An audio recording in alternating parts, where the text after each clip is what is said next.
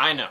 End of last video I said the next episode of this I wanted to be something music related, and trust me, I still have plans for that video, still thinking it through, deciding if it's what I want to do, getting some thoughts together, deciding the direction, but little did I expect that Nintendo would throw this at me, so I figured I should do a video. I mean, I am a Nintendo fan, and I did videos on the PlayStation and Xbox showcase, so why not round out the trilogy? So let's not make this super long-winded. I don't want to be here forever because it's hot and I don't want to be a sweat bucket during this video. So welcome back to I Want to Talk About. You can obviously tell from the title, it's the series where I take a topic I really want to discuss and just blabber about it on camera. And as you can tell from the title, today I want to talk about the Nintendo Direct for June of 2023. I joked about it in the last video, but not E3 season has come and gone. We had major showcases from a lot of first and third party companies, some good, some not nearly as good, some that could have been an email. Naturally, PlayStation and Xbox had some big showcases, but there was questions about what Nintendo was going to do. Because if you followed Nintendo, you know this as well as I do, but they march to the beat of their own drum. They do not care what anyone else is doing. They just go ahead and do their own thing. And they've had a good year so far as game releases, between new games and re-releases. On the new game front, there have been games like Fire Emblem Engage and Bayonetta Origins. And on the re-release front, we've gotten some pretty fantastic ones like Metroid Prime Remastered, Kirby's Return to Dreamland Deluxe, and the Advance Wars 1+2 Reboot Camp. And lest we forget that Nintendo has had the ace in the hole of all ace in the holes, with the long-awaited release of The Legend of Zelda Tears of the Kingdom, which is a fantastic game. Thus far, it is my game of the year. I really loved it myself. Took 45 hours to get through the main story, which is a lot for me, but I enjoyed it a lot. Now, that was especially a big game, and this lineup itself was already pretty good, but there were some questions about what's next? I mean, clearly Nintendo was hedging its bets on Zelda. It was clearly going to be the biggest game they released this year, bar none. So I think people were expecting some kind of showcase because now, all of a sudden, the second half lineup for 2023 looked pretty light. And there were questions about what's going to happen with Nintendo, especially because if you follow Nintendo at this point, you know that there are a crap ton of Switch 2 rumors. It feels like every week I'm hearing something about, oh, what's going on with the Switch 2? Here's a new leak or new rumor about the Switch 2 or the next Nintendo console. So now that Zelda was here, and with the Switch being 6 years old, what's next? What are we going to get for the rest of 2023? And honestly, I was a little surprised to see Nintendo announce a proper Nintendo Direct. I had kind of thought they were going to do like a partner showcase or something like that, because I was just expecting that we weren't going to have a lot of first-party games for the rest of the year. But instead, Nintendo always knows how to surprise, and after watching this showcase, it turns out they also always know the way to my heart, because I thoroughly enjoyed this show. As always, I'm going to take you through everything they showed and give my opinions on everything, and we're going to start things off with the first thing that was showcased, the Pokemon Scarlet and Violet Hidden Treasure of Area Zero expansion, which is a two-part expansion, the first being called the Teal Mask and the second part being called the Indigo Mask. I know I say a lot that I'm not too into turn-based games, but I did actually play and beat Pokemon Scarlet, and I enjoyed it quite a bit despite the fact that it really didn't run well. Though again, as far as expansions, I don't usually play a lot of video game expansions, so it's not like this was going to suddenly hype me up. If anything, I was surprised that it was shown off because, as of recently, Nintendo doesn't really show a lot of Pokemon at main Nintendo Directs. Usually, those announcements are saved for the proper Pokemon Presents showcases. But either way, this trailer showed off the new expansion, and it made me ask, why did the frame rate for the trailer of this run better than the actual frame rate of the base game? Video game companies. Yeah, I probably won't buy the expansions, honestly, but given that I already beat Scarlet and I don't have a backlog anymore, as I finally completed my 8-year-long video game backlog, I might try to dip my toes back in with Pokemon Violet, since I have both games, one for myself, one for my brother, so I might just try to dip my toes back in with that instead of getting this expansion. If nothing else, I'm glad the games are still getting content, and I think I kind of prefer this model of releasing expansions as opposed to doing the whole updated version thing. If you're looking forward to them, the Teal Mask releases this fall and the Indigo Mask releases this winter, and there was also a Terra Raid battle on the day of the Direct. They announced that during the show, so I hope anyone who participated got some good stuff out of it. From there we got a pretty cool showcase, Sonic Superstars. This was previously announced at the Summer Game Fest show earlier this year, but Nintendo likes to do it during these directs where they remind you of certain games that are just coming to the Switch, and obviously Sonic Superstars is. I love Sonic, and even though I'm personally a little more into the 3D games than the 2D ones, I do still enjoy the 2D ones, and this one looks awesome. I think the direction they're taking it in seems really great. Visually, of course, it looks stunning. The 4-player co-op sounds ultra chaotic for a game like this, but I'm here for it. Especially have to say, and I know they've done this, I'm pretty sure, with some of the other games recently, but it is nice to see Amy get some love and be a playable character. Even as someone who didn't really mind Sonic 4, even though a lot of people didn't really like that game, I feel like this game is what Sonic 4 wishes it could have been, because it does give me some vibes of that, but a lot smoother and a lot better. So yeah, I'm absolutely looking forward to this. The only confirmed release window right now is fall, but retailers have supposedly leaked that it's coming out October 17th. If so, man, October's looking stacked.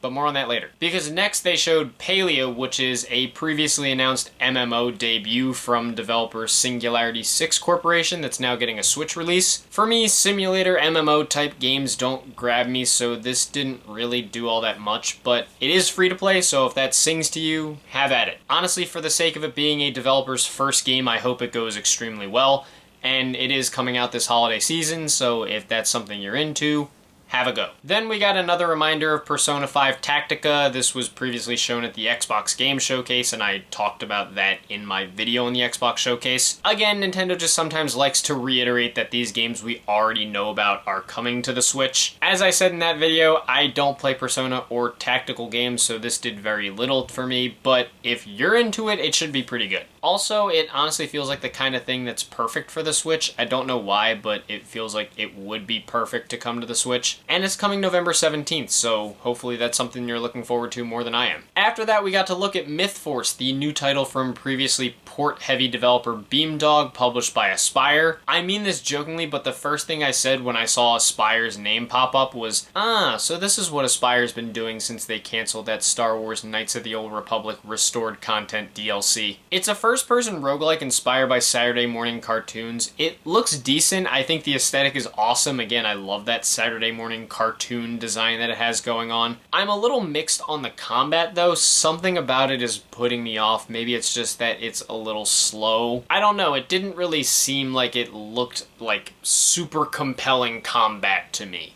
Something about it just felt off. Regardless, I probably won't play it that much because it's an online-focused game, but I hope it turns out good, especially because I like games with Saturday morning cartoon aesthetics, so hopefully this goes well. It's coming out later this year. Hopefully it doesn't get lost in the shuffle. On to first-party stuff. We got to see the next Splatoon 3 Splatfest for July, involving ice cream flavors, vanilla, strawberry, and mint chip, though not chocolate for some reason. Doesn't really affect me because I don't really like chocolate ice cream that much, but still, it's a little weird. Just like how this part of the show was a little weird to me because I thought them talking about Splatoon was going to be their opportunity to talk about the next wave of DLC, but nope, it's just some talking about a Splatfest. And it didn't really do all that much for me because I love Splatoon, but I am one of the, I don't know how many people it is. I was gonna say 7, but for all I know, it could be a lot more. People who play Splatoon for the single-player campaign, not so much the multiplayer, so a Splatfest wouldn't really do all that much for me. I hope those that do play it have fun with it, also go vanilla. And the Splatfest itself lasts from July 14th to July 16th, so if you want to get in on it, there's your opportunity. Back to new games though. The next thing we got to take a look at was Detective Pikachu Returns. Finally, this actually reappeared. This was announced back in 2019, weeks after the film adaptation of Detective Pikachu came out, and after that, they just went completely silent on it. Not even any kind of teases or anything like that, so I was starting to think it didn't exist anymore. I'm glad to see that it does. I never actually got to play the original Detective Pikachu game. I don't play on handhelds that much, and I especially wasn't playing on handhelds back in 2018. The trailer for this was not any gameplay, even if it was clearly in-game graphics. It was charming, though I think the visuals did kind of put me off a little bit at first because it doesn't look like it's that improved from the 3DS game. It did grow on me a bit, but granted, the Pokemon Company has clearly proven at this point that they do not give a damn about graphics. Not one single fuck is ever given when it comes to graphics. So if the final game comes out and graphically looks rough, I'm not going to be too surprised. Still, I feel like this was a highlight for me just because I had thought the game was canceled or something like that, so it's nice to see that it actually came back. And honestly, I kind of like Pokemon spin-offs every once in a while, so hopefully this one will be pretty good. If nothing else, it'll probably be at least fine. And it's coming October 6th. So many games coming out this October, and more to talk about in this video. But before we get to that, the next announcement was a pretty huge one actually.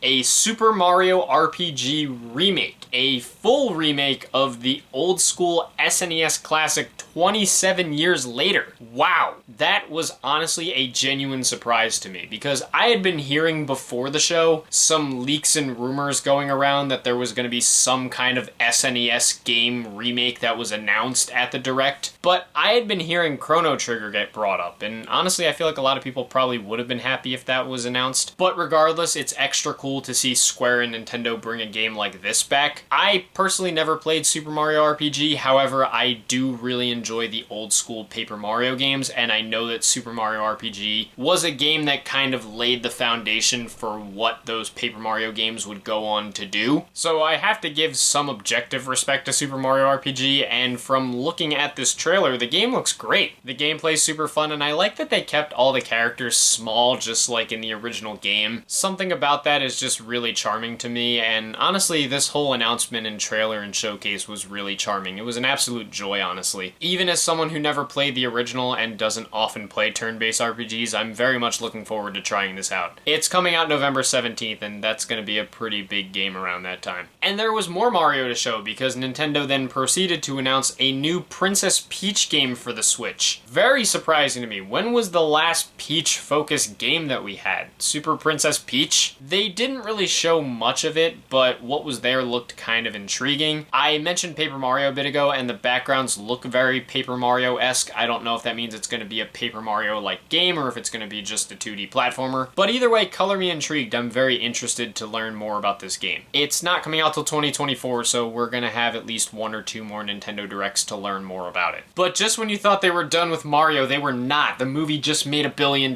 They had to do more Mario stuff. And with that, they announced Luigi's Mansion Dark Moon, a remaster of the 3DS Luigi's Mansion game for the Nintendo Switch. This is actually interesting to me because I love Luigi's Mansion. The original game is one of my all-time favorites, and Luigi's Mansion 3 is pretty fantastic too. But Dark Moon is the one Luigi's Mansion game that I have not played. Again, I'm not too into handheld games at this point in my life, and when this game came out, I just wasn't as into the series yet. I hadn't really gotten into the first game at all. So Dark Moon was a game I honestly slept through, and I know it's kind of polarizing compared to the other Luigi's Mansion games, but I'm excited to finally have an opportunity to play it on a console. Console, handheld, hybrid thing. I'm gonna call it a console, because I mostly play it like a console, so console it is. But yeah, I'm excited to have an opportunity to play it on a console, and it's coming out next year, so probably gonna end up giving that a look. Away from first parties onto third parties, we then got a pretty cool announcement, the Batman Arkham Trilogy. I feel like I had been hearing leaks and rumors about the Arkham Trilogy coming to the Switch for what feels like years, so it's nice to see that this finally exists. Also very nice that it's not a cloud version. Thank whoever you worship that it is not. I'm going to probably bring up that backlog that I was talking about that I finally got through in a lot of video game related videos. I mean, it took me 8 years to complete the backlog. Of course, I'm going to bring it up. That's like one of my proudest accomplishments. But earlier this year, I did knock the Arkham series off my backlog, and it's great. I'm not the biggest Batman lover, but the Arkham trilogy is pretty fantastic. So it's really cool that this collection is going to be coming to the Switch. Sure, there's going to be graphical downgrades. I mean, what are you expecting? It's a 6-year-old tablet that was probably outdated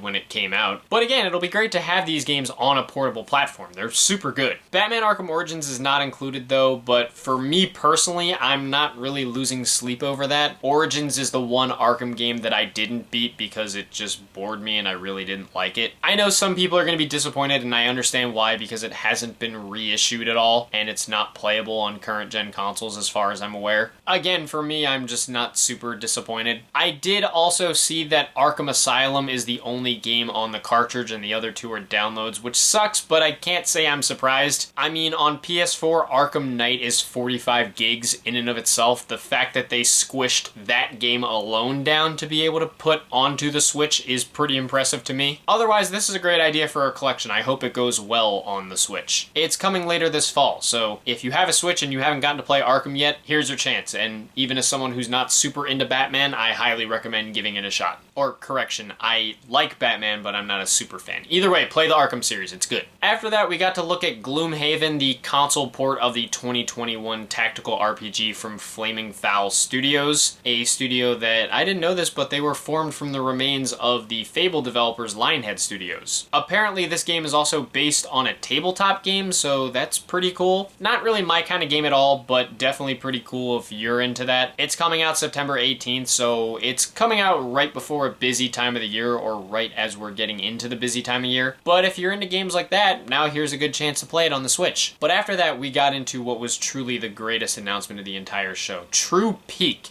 The absolute best thing that outdid anything else Nintendo could have shown. Just Dance 2024 edition! Yeah! Goated! Just Dance, baby! Game of the century! And there's a subscription service in the game! This is true gaming, baby! I'm sorry. I couldn't resist. The opportunity was there and I had to make the joke. Yeah, it's Just Dance. I gotta find a way with these games. I personally don't care about them. If you want to release a dancing game that I could actually be into, release Dance Dance Revolution. Not this. But it's coming out October 24th, so yeah, of all the games that are coming out this October, clearly the biggest one is right here. Don't miss it. Don't let it get lost in the shuffle. There's some big stuff coming. Don't let Just Dance 2024 get lost. Game of the century right here, I promise. Okay, away from Just Dance. My heart's racing from that screaming. That was really wild. I'm sorry if I scared any of you guys. Moving on from Just Dance, the next game that was shown was Silent Hope, a new action RPG being published by Marvelous and Xseed. Supposedly, it's a spin-off of the Rune Factory series, a franchise I'm not familiar with at all, so that flew all the way over my head when I learned it. It's got a cute aesthetic, and it looks like it could be pretty solid, but again, I'm not too into a lot of these top-down RPGs, so this wasn't necessarily for me. But I can see a lot of people rocking with it, and again, it feels like the kind of game that's perfect for the Switch. It's coming out October 3rd, so yeah, another game to throw into your October wish list if this genre appeals to you. After that, we got to look at Fae Farm, the new title from developer Phoenix Labs, who previously made Dauntless. It's a farming sim. If you're a fan of these games, chances are you're eating good at every Nintendo Direct, because there's at least 3 or 4 of them at every show. Not literally, but you get what I mean. For me, it didn't do much, but if you're excited for it, great. It's coming September 8th. Hope that's something you're looking forward to. After that, we got an announcement that kind of surprised me, honestly. Hot Wheels Unleashed 2 Turbocharged. Somehow I missed that this game was announced before the Nintendo Direct. I had thought this was a brand new announcement that they saved for the Direct, but nope. They were just reiterating that it's coming to the Switch. Nevertheless, I did play the first Hot Wheels Unleashed a little bit, and it honestly was surprisingly pretty fun. I think the idea of a Hot Wheels racing game is pretty clever, especially with the whole way the game's designed, where it's like you're clearly racing on a Hot Wheels track in somebody's room or something like that. So yeah, it's pretty fun on a smaller scale, and this one looks like it's going to be a little bit more of that. Nothing totally mind-blowing, but again, I enjoyed the first one, so having another one shouldn't be too bad, and it should be a good little addition to the Switch. It'll provide that nice, fun gameplay that the first one did, and given that the Switch is also popular with families and children, I could see this game being a pretty solid third-party seller, especially on the Switch. I mean, it's coming to other consoles, sure, but I could especially see it doing pretty well on the Switch. And it's coming October 19th, so yes, add one more to the October list. I don't know if I'd buy it myself, but if it hits PS Plus or Xbox Game Pass, I'd definitely be willing to give it a try. After that, we got to look at Manic Mechanics, a new co-op game and the first self-published title from Scottish developer 4J Studios, who previously worked on a crap ton of ports, notably porting Minecraft to damn near everything under the sun. It looks cute. nothing I'm all that interested in, but it gives me some Overcooked vibes, and I think it could slide in and carry out its own little niche. If anything, the game seems pretty chaotic, and I'm always down for some chaos in a video game. And it's coming pretty soon at July 13th, so if you're looking forward to it, you don't have to wait much longer. From there, Nintendo showed Mario plus Rabbids Sparks of Hope, the second DLC, The Last Spark Hunter. I have not played this new game because I played the first game and it wasn't really my type of game. I'm not that into those kind of XCOM-like games, even though I do really respect the concept because it's so weird and it really shouldn't work, but it does. And I think it's cool that they managed to make lightning strike twice and that this game was supposedly just as good, if not better, than the first one. The trailer for this was entertaining, but it was nothing that's going to make me suddenly spring out and go buy the game. If nothing else, I'm glad it's still getting support and that the game turned out good despite the fact that it came out at a pretty packed time last year, and that may have affected its sales, to the point where Ubisoft even admitted recently that they should have waited for the Switch 2 to release this game. And I hope that Rayman DLC that's coming to it later ends up going well, because Ubisoft needs to do more with Rayman. I beg. This actually launched on the day of the Nintendo Direct, so chances are some of you watching it have either already played it or are already playing it, so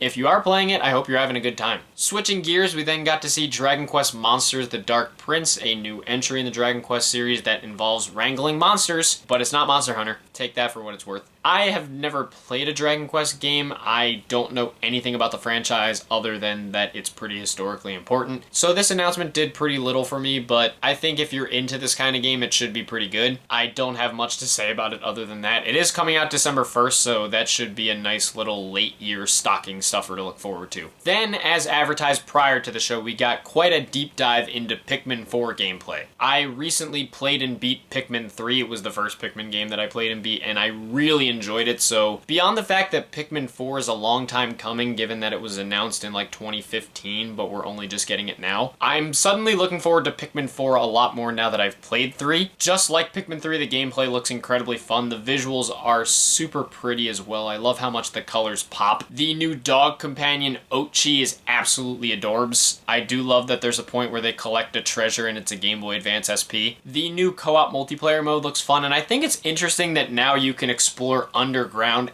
and at night. The night stuff seems scary because, again, I'm not the most hardcore Pikmin fan, but if you know Pikmin, you know this pretty well, that in the previous games you have a time limit during the day, and once it hits night, you better get back to your ship. But now you can explore at night, and from how the gameplay looks, that sounds pretty terrifying. Either way, with how much I love Pikmin 3, I'm definitely very excited for this. It's coming July 21st, which is 2 weeks after my birthday, so hey, late birthday present. I'm happy with that. Also, during the show, they announced that Pikmin 1 and 2 would be coming to the Switch, and they released them on the same day as the Nintendo Direct. Digitally, at least, there's a physical version coming out September 22nd, and this was really cool. This was something that made me pretty excited because I tried to play the first Pikmin game, but I couldn't get into it because I had the Wii version and I couldn't get into the Wii controls. So if this version just has an improved control scheme, which I believe I've heard it does, it may be something I need to pick up. I don't currently have it, but maybe at some point soon. I just have been really busy with Final Fantasy 16. Either way, very cool announcement, even if I wasn't that big into Pikmin, because I love the GameCube. I don't know if you can see it, but my shirt is a GameCube shirt. It's one of my favorite consoles, and it makes me happy when GameCube games do get reissued, like the Metroid Prime remaster earlier this year. So it's cool to see Pikmin 1 and 2 come back. I hope other big GameCube games get reissued as well. Speaking of re-releases, we got a reiteration about the Metal Gear Solid Master Collection Volume 1. I was intensely double thinking this during the show because I wasn't sure if it was initially confirmed for the Switch or not. Previously, it was announced at the PlayStation Showcase, and I talked about this as well as the Metal Gear Solid Snake Eater remake in my video on those. But nevertheless, it's coming to the Switch now. As I previously mentioned in my video on the PlayStation Showcase, I don't play Metal Gear Solid. So this really isn't for me, and I don't think it was ever going to be for me, but I think it's nice to see the series starting to come back. I hope Capcom treats it respectfully, and it's nice to have games like this on the go on a portable platform. And it seems like the collection itself has a lot of content in it to make it worthwhile. Like the Metal Gear Solid games in the collection, MGS 1, 2, and 3, will be available individually for $20, but I'd honestly say getting the full collection for $60 might be more worth it because it includes the classic Metal Gear games as well as a crap ton of other content. So it might be better to just pay for the whole thing. Either way, not my kind of thing, but it is a great collection, or it sounds like it's going to be a great collection. And of course, it's coming out October 24th.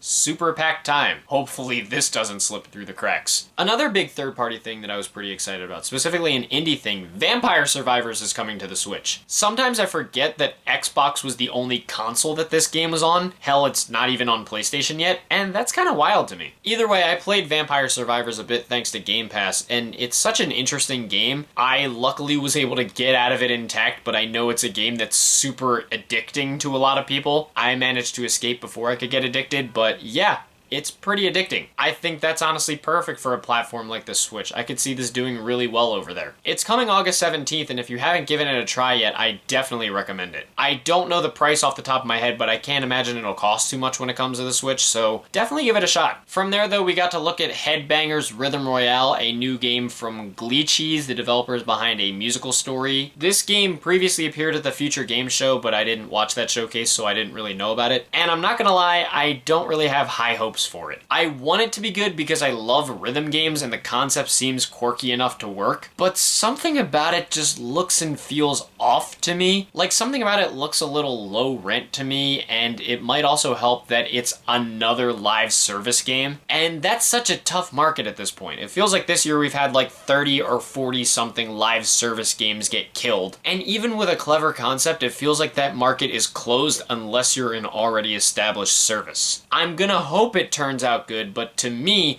I really wouldn't be surprised if it has a short shelf life. Prove me wrong, Glitchies. I love being wrong. Please do prove me wrong. Prove to me that this game could be really good and could last a long time, especially as a rhythm game lover. The fact that it's coming out October 31st in such a packed month doesn't really help its case though, so I guess we'll see. But from there we got to see Penny's Big Breakaway. Now this fucking blew me away. A new 3D platformer by Evening Star, the studio founded by Christian Whitehead, the lead developer of Sonic Mania. So no wonder it looked amazing. You've got the King working on it. This game looks awesome. Super fast-paced, super fun. The aesthetic is absolutely exploding with color. I like that the game has some kind of speed-runny element to it as well. Everything's moving super fast and the game kind of encourages you to get through levels as fast as possible. I think that's so awesome. 3D platformers are like my favorite genre of games, so I always get pretty excited when a good-looking 3D platformer comes along, and this game is absolutely on my radar. It's coming in early 2024 and I absolutely cannot wait to play it. Depending on if it comes out at a busy time, it very well could be a day one buy for me. Then we got to see the Mario Kart 8 Deluxe Booster Course Pass Wave 5.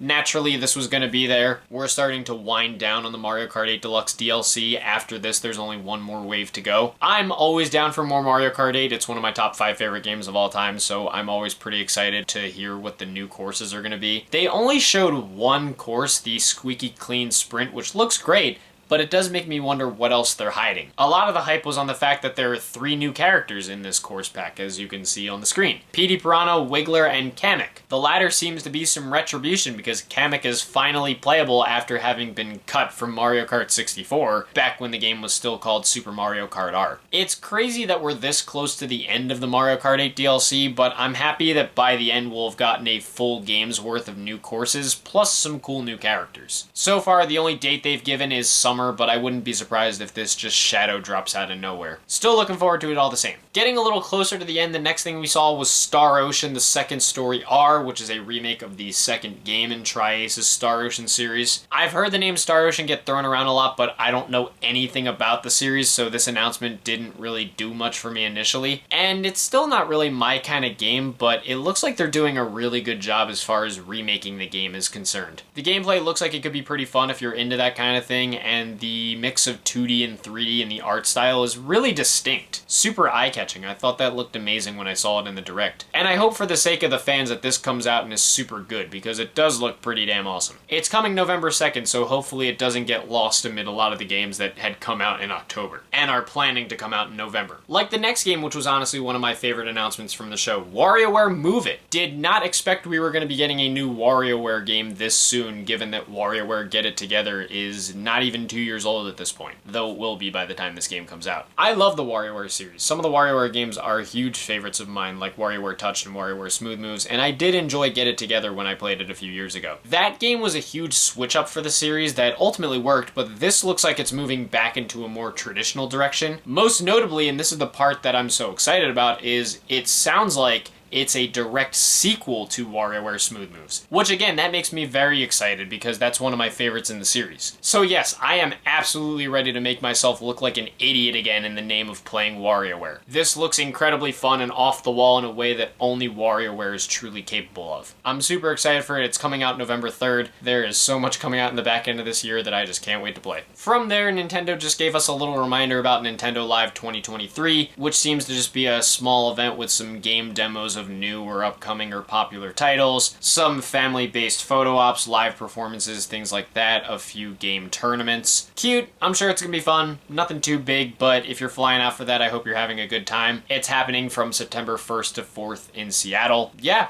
I don't plan to go myself because I'm not flying out to Seattle for it, but I hope it ends up being fun. Then after that, I love that they basically were like, yeah, by the way, Zelda. But it wasn't to announce like an expansion or anything like that. They were just like, oh yeah, by the way, we released Zelda recently. It's the best reviewed game of the year. It's probably winning every Game of the Year award, and we're making a crap ton of money off of it. Thanks. Nothing new to announce, but thanks. Although granted, they did announce one new thing, some amiibos of Zelda and Ganondorf.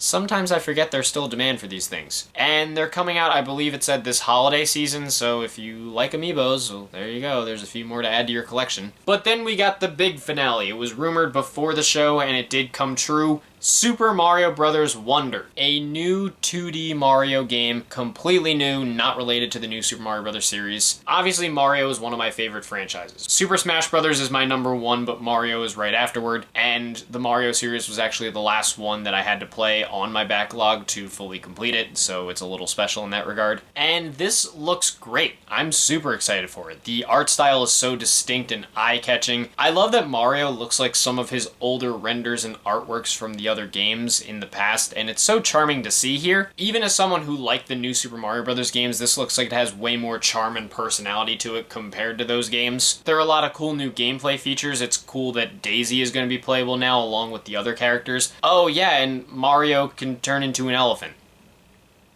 Cool. These guys are not afraid to stylize Mario. I mean, look at him in the Mario RPG remake.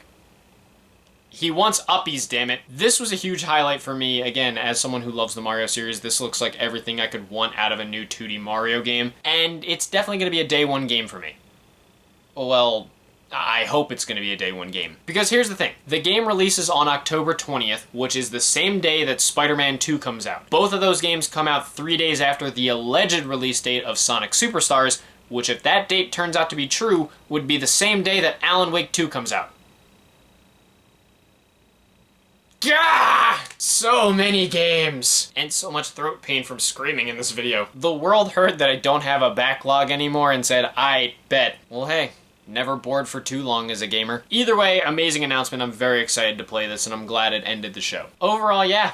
Like I said, Nintendo knows the way to my heart. A lot of games here, a lot of good-looking games, quality titles on the first-party front. Good to know that I'm going to have a lot to play from Nintendo in the back half of 2023, and even some stuff to look forward to in 2024 as well. That was really my thing with this showcase. I just wanted to know, is Nintendo going to have some games for the back half of this year? And the answer is an enthusiastic yes. Pretty much all the big first-party games I am looking forward to playing, so that's pretty important. And I think what's interesting is that a lot of the first-party games shown here felt a little bit smaller scale compared to other Nintendo games. Like, they managed to create this much excitement without even relying on some of the biggest of the big guns. Like, the biggest first-party game they had, to me at least, was Super Mario Bros. Wonder, and that's a 2D Mario game. I think a 3D Mario game might have been a bigger gun to some people. Though don't get it twisted, a 2D Mario game is still a big gun in my opinion. It's a mainline Super Mario Bros. Game. It's gonna sell like hotcakes. Did you see how much money the movie made? It's gonna sell. But it was funny because, again, this show managed to create so much excitement with the Switch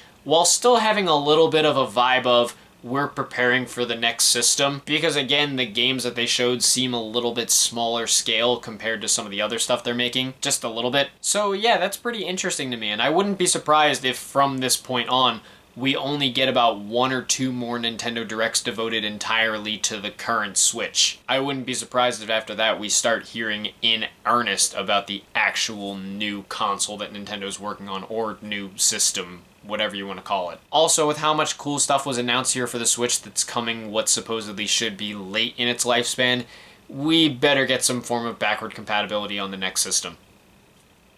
Just saying. So yeah, if I had to give this show a grade, I would honestly give it an A. I don't give A+ or A-, just A. If it's an A or an F, there's no plus or minus attached to it. I really enjoyed this show. Of course, it wasn't perfect. No showcase is perfect, but the sheer excitement of the games that they showed was pretty awesome, and it didn't really seem like there were many duds in the show. I wanted the show to give me an idea what Nintendo was going to do for the rest of 2023. I got my answer, and I'm excited by that answer.